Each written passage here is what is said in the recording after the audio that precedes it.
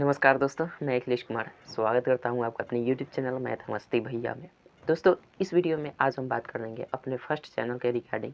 आज एक क्वेश्चन लेकर आया हूं और क्वेश्चन क्या है सो आप लोग स्क्रीन पर देख सकते हैं और किसके द्वारा ये क्वेश्चन पूछा गया है आप ये भी देख सकते हैं। स्क्रीनशॉट मैं लगा दे रहा हूँ, आप देख सकते हैं। और देखिए क्वेश्चन में वास्तव में क्वेश्चन का आंसर आ गया है, लेकिन क्वेश्चन में थोड़ा सा ये है, डाउट बन रहा है उनको कि ये प्लस कैसे हो रहा है। तो चलिए आज समझाने का पूरा मतलब क्वेश्चन पर हम फोकस करेंगे और समझाने का प्रयास करेंगे कि आखिर वास्तव में इसमें हो क्या रहा है। ठीक है, हालांकि मैंने उसमें फर्स्ट चैनल में जो बताया है आपको मैंने बताया है, फिर भी अगर डाउट बन रहा है तो आप भी पूछ सकते हैं, कोई क्वेश्चन हो तो। ठीक है, तो चलिए क्वेश्चन क्या है आपका कि क्वेश्चन आपका लूसेंट प्राथमिक अंकगणित का है और संबंध है किससे, तो सिंपल इंटरेस्ट का क्वेश्चन है, यानी कि साधारण ब्याज का क्वेश्चन है। और क्वेश्चन में ये कहा गया है कि कोई आदमी है, ठीक है, जैसा कि आपको स्क्रीन पर दिख रहा होगा क्वेश्चन। कोई आदमी है, वो अपने 400 रुपये क्या करता है, 5% वार्षिक ब्याज की दर से राम को कर्ज देता है या उधार देता है, और फिर 800 रुपये क्या करता है कि उसी दर के दोगुने दर से मोहन को वो 800 रुपये उधार दे देता है। तो क्वेश्चन में कहा गया है कि अंत में उसका कुल धन का कितने वर्ष में, मतलब कुल धन का 1.25 गुना उसका टोटल धन हो जाएगा। क्वेश्चन का आशय जो था वो मैंने बता दिया, बाकी क्वेश्चन आप पढ़ सकते हैं कि किस तरह से पूछा है। देखिए क्वेश्चन में किया गया है और इसमें कहाँ डाउट बन रहा है उसको मैं क्लियर करने का प्रयास करता हूँ। क्वेश्चन में ये कहा गया है कि मान लीजिए कोई आदमी है, ठीक है, उसके पास टोटल अगर देखा जाए तो पहले ये राम है, ये मान लेते हैं राम है, ये मोहन है, ठीक है, ये राम है और एक सेकंड, ये मान लीजिए कि राम है, ठीक है, ये हमारा राम हुआ और ये हुआ मोहन, ये राम हो गया, ये मोहन हो गया। और क्वेश्चन में पूछा है कि ये कोई आदमी है, ठीक है, ये कोई आदमी है और ये आदमी क्या करता है कि राम को 400 रुपये दे देता है उधार, ठीक है, अपने यहाँ से 400 रुपये इसको उधार दे देता है। फिर कहता है कि इसको जो देता है 800 रुपये उधार देता है, ठीक है, इसको 800 रुपये उधार देता है। लेकिन इसमें अंतर क्या है, अंतर ये है कि इसको जो उधार देता है वो 5% वार्षिक ब्याज की दर से देता है, ठीक है, इसको जो उधार देता है 400 रुपये 5% वार्षिक ब्याज की दर से उधार देता है, और इसको जो देता है इसके दोगुने दर से देता है, यानी 5% इसको दे रहा है तो इसके दोगुने दर क्या हो जाएगा, 10% के हिसाब से इसको देगा, 10% वार्षिक ब्याज की दर से इसको दे रहा है उधार। तब कह रहा है कि कितने वर्ष के बाद इसका कुल धन, तो देखिए पहले इसी ने 400 रुपये दिया था किसको, राम को, और इसी ने फिर 800 रुपये दिया था मोहन को, तो इसका कुल धन कितना हो जाएगा, तो 400 प्लस 800, यानी इसके पास टोटल 1200 रुपये हुआ होगा। 1200 रुपये था तभी तो राम को 400 रुपये दिया, मोहन को 800 रुपये दिया। कंफर्म है, तो इसके पास टोटल 1200 रुपये है। तो क्वेश्चन में पूछ रहा है आपका कि कितने वर्ष में इसका कुल धन इसका 1.25 गुना हो जाएगा, मतलब इस व्यक्ति के पास जितना धन है ये धन 1.25 गुना हो जाएगा, मतलब 1.25 गुना हो जाएगा, कितने वर्ष में। तो ये टाइम निकालना है। तो देखिए जब इसका कुल धन है तो मान लीजिए कि 400 रुपये इसको दिया है, तो ये 400 रुपया ही तो नहीं ना देगा कुछ वर्ष के लिए अगर दिया है तो पता नहीं है, कुछ वर्ष के लिए दिया है तो कंफर्म है कि कुछ ना कुछ वर्ष ये रखा होगा। तो कुछ वर्ष के बाद ये जब लौटाएगा तो 400 रुपये तो नहीं लौटाएगा, ये जब भी लौटाएगा तो इसको ब्याज सहित लौटाएगा। तो ब्याज सहित जब लौटाएगा तो वो अमाउंट हो जाएगा, इसलिए इसमें अमाउंट निकाला गया है। शायद ये डाउट आपको क्लियर हो गया होगा। अमाउंट किस लिए निकाला गया है, तो देखिए मान लीजिए ये 400 रुपये दिया है, तो 400 रुपये दिया है तो कुछ वर्ष के बाद ये जब लौटाएगा तो ब्याज सहित न लौटाएगा। ऐसे तो 400 रुपये केवल नहीं लौटा देगा, इसमें कुछ ना कुछ ब्याज होगा। तो इस रुपये पर 5% वार्षिक ब्याज की दर से कितने वर्ष में लौटाएगी ये कंफर्म नहीं है, यही तो समय निकालना है, हमें समय निकाल देना है दोनों के लिए। तो दोनों का क्वेश्चन में ये भी कहा है कि एक ही समय में, मतलब दोनों के लिए जो समय है वो एक ही समय है कोई, तो इसके लिए भी समय उतना ही होगा और इसके लिए भी समय अगर देखा जाए तो उतना ही होगा। ठीक है, तो यानी हमारा समय जो निकल कर आएगा राम और मोहन दोनों के लिए एक ही समय निकल कर आएगा।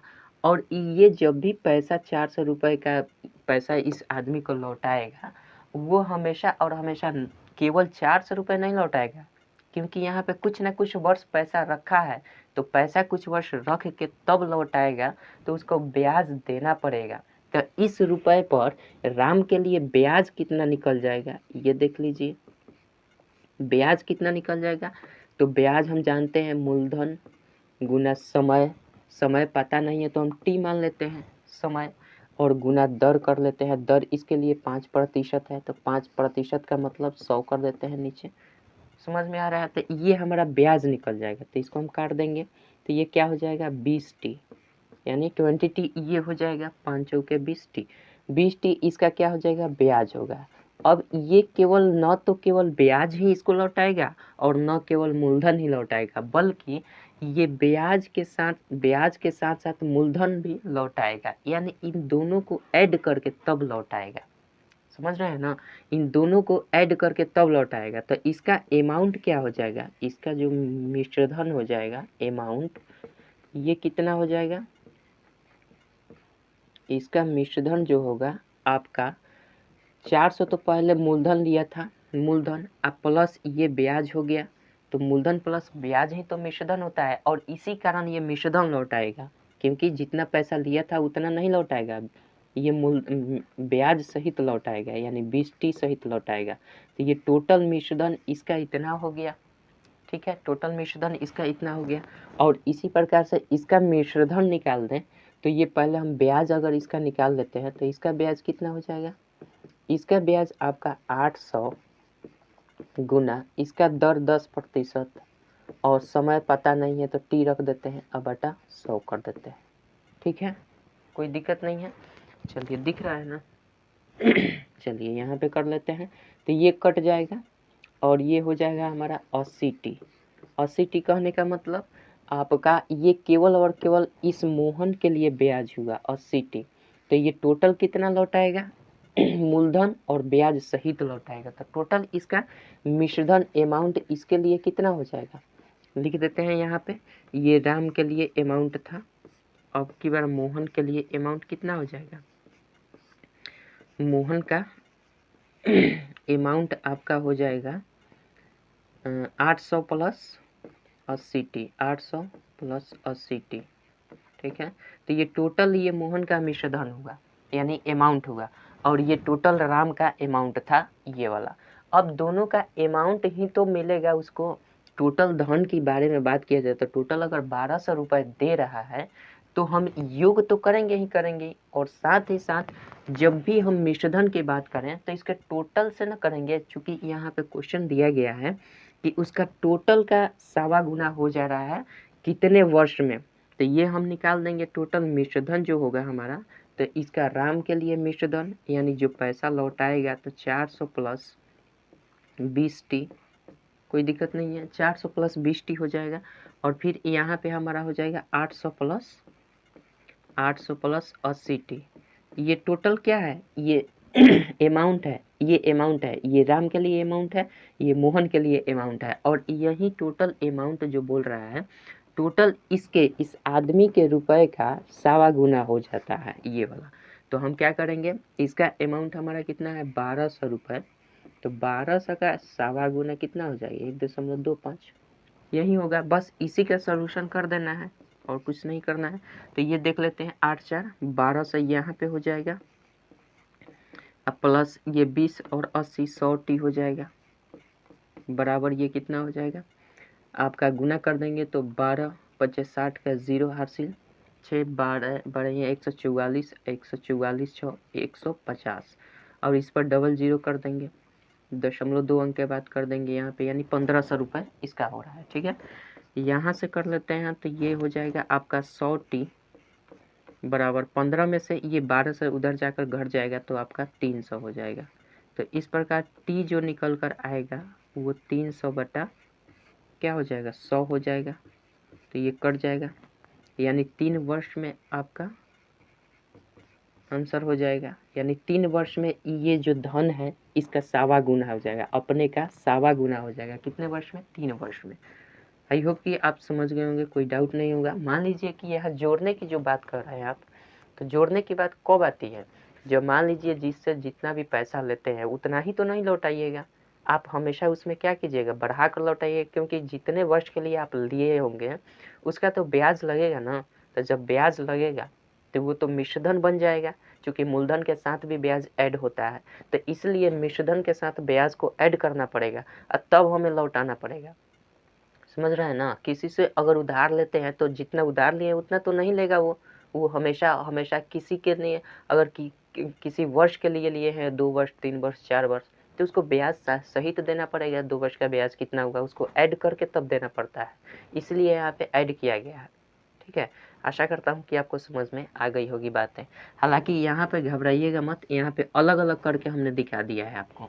और उसमें क्या था, उसमें जो सॉल्यूशन किया है उसमें सब एक ही साथ ले लिए थे कि पहले इतना 400 का, 400 प्लस ये हमारा मूलधन हो गया, और फिर इसी का यहाँ पे ब्याज निकाल दिए थे, तो ओवरऑल लास्ट में इतना ही आया हुआ था लास्ट में इतना ही आया हुआ था। इसी प्रकार से समीकरण बना था। तो यहाँ पे हमने आपको अलग अलग करके बता दिया है, यहाँ भी इसका अलग करके बता दिया, फिर उसके बाद हमने यहाँ पे ऐड किया है। नहीं तो इसके पहले क्या किए थे, उसमें जो सॉल्यूशन किया है उसमें एक ही स्टेप में बराबर इक्वल कर दिया है। शायद वहाँ पे आपको नहीं समझ में आया होगा, तो यहाँ पे समझ में आ गया होगा। आशा करता हूँ समझ गए होंगे। फिर भी डाउट बनता है, फिर भी आप ज़रूर कमेंट कीजिएगा। मैं अपने तरफ से पूरे प्रयास किया हूँ कि समझा सकूँ आपको। ठीक है, बाकी क्वेश्चन यही था, और हो सकता है कि ये उनके अलावा कोई और वीडियो देख रहे होंगे तो उनका भी ये डाउट बनता होगा। यानी ये लूसेंट प्राथमिक अंकगणित का बुक का मतलब 54 नंबर क्वेश्चन था, शायद ये 54 नंबर क्वेश्चन था सिंपल इंटरेस्ट का, देख लीजिएगा। हो सकता है कि आपका भी डाउट बनता हो तो क्लियर हो गया होगा। चलिए मिलते हैं नेक्स्ट वीडियो में, तब तक के लिए जय हिंद जय भारत।